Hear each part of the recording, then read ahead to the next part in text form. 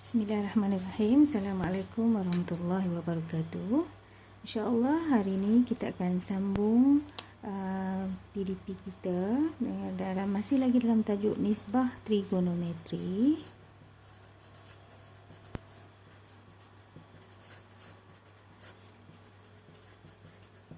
Okey, nisbah trigonometri. Okey, tapi kali ini kita akan tengok bagaimana untuk kita mengira saiz sudut dengan menggunakan nisbah trigonometri sinus, cosinus dan juga tangent. Okey, sebelum ni kita ada belajar macam mana kita nak menentukan nilai sinus, cosinus dan tangent kan menggunakan kalkulator. Okey, tu yang ini kali ni kita nak tengok macam mana kita nak mencari sudut pula apabila nilai sudut itu diberi. Okey, contoh kita tengok dulu yang pertama ni,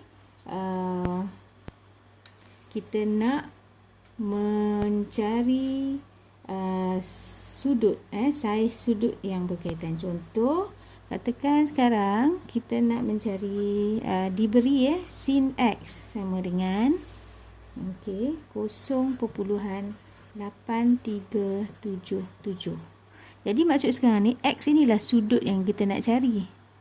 X ni sin ni berapa darjah yang nilainya bersamaan dengan 0.8377.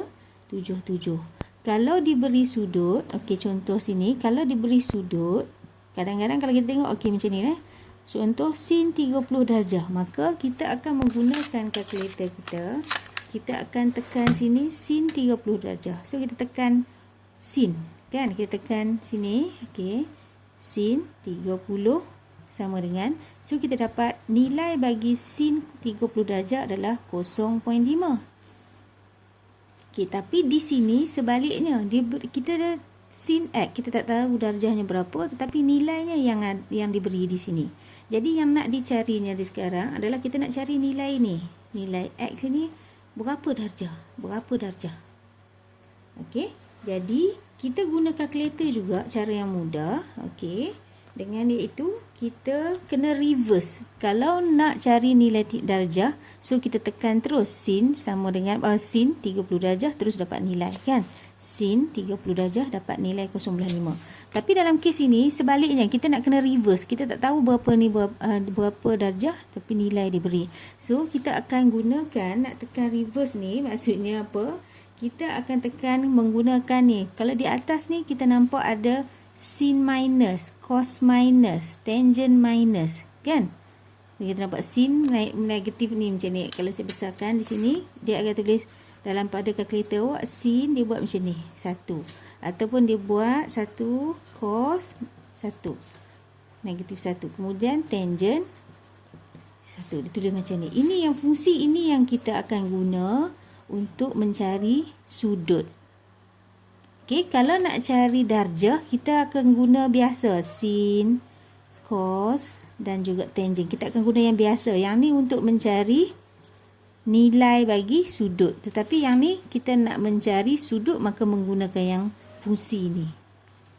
Okey, so dari sini kita akan gunakan macam mana kita nak keluarkan. Di sini warna kuning kan, maksudnya kita kena tekan shift lah. So kita akan tekan shift, kemudian kita tekan sin ini. Kemudian kita letakkan nilai yang diberi adalah 0.8377 sama dengan, maka kita dapatlah sini, ini darjah dia. Tapi dia bagi kat sini dalam 56.8980 dan seterusnya. Jadi kita tukarkan dia kepada unit darjah dengan cara kita menekan ini, tekan yang ni. So bila kita tekan, automatik dia akan tukar kat sini 56 darjah, 53 minit, 52.93 saat. Dia akan tukar macam ni lah. Tapi kita kena tekan button ini lah. Okey, so dalam ini kita akan dapat sudut yang dicari sin x ini adalah iaitu 56 darjah 54 minit. Kita ambil sampai minit je lah. 56 darjah 54 minit. Okey, contoh kalau cos pula sama. Cos sekarang ni katakan contoh yang kedua, cos x equal to 0.6 702.1. Okey, so sekarang ni yang kita nak cari adalah cos X darjah ni berapa? Sama lah, kita tekan shift, okey, kemudian tekan cos dan 0.7021, tekan sama dengan, dah dapat 45.48 40. So kita tekan pula ni function ini, tekan ini, maka kita dapat nilai dia adalah bersamaan dengan 45 darjah 24 minit. Okey, ini cara mudahlah guna kalkulator. Okey, saya tunjuk lagi satu contoh tangent. Tangent X sama dengan 2.4876. Okey, kemudian sama, kita guna shift tangent, tekan shift tangent dan masukkan nilai yang diberi 2.4876 sama dengan, okey, kita dapat 68.100. Kita tekankan function ini, maka kita dapat kat sini sudut dia bersamaan dengan 68 darjah 6 minit. Gitulah caranya kita nak mencari sudut apabila diberi nilai sudut tersebut. Okey, di sini apa yang saya nak ingatkan, okey, sekiranya awak kira nanti, okey, bila awak kira contoh di sini, okey, katakanlah nanti awak kira sudut dia kan, awak dapat contohlah sini 52.93 saat. 52.93 saat, maka nilai ni dia dalam saat kan, jadi kita kena bundarkan dia kepada unit minit terdekat. Kat sini macam mana kita nak tengok? Kita tengok kat ni contoh okey, katakan sekarang kita dapat jawapan 56 darjah, okey, 56 darjah 53 minit dan kita dapat saat dia adalah 52.93. Yang ni saat, darjah, minit dan saat.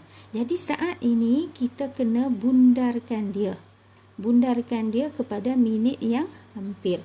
Jadi kita nak bundarkan macam mana? Okey, bila nak bundarkan, nak tengok kat mana? Okey, kita tengok kat sini. Okey, bila kita tengok kat sini, okey, dia lebih daripada 30 darjah. Okey, so kita tengok sini, dia lebih daripada 30, maka kita akan jadikan dia, bundarkan dia jadi 1. 1 ini akan ditambahkan kepada 53 ni, maka dia akan jadi, okey, kita tengok yang belakang ini. Kalau dia lebih daripada 30, dia tak samalah macam kita bundar biasa, lebih besar daripada 5 dan ke atas kan. Tapi dalam nisbah trigo ni, kalau kata minit itu lebih daripada 30 saat ini lebih daripada 30 saat, maka kita akan convert dia bagi jadi bundarkan dia kepada minit, iaitu mesti lebih besar daripada 30. So kita akan tambah 1 ke 53 ini, maka kita akan dapat sini 56 darjah 54 minit.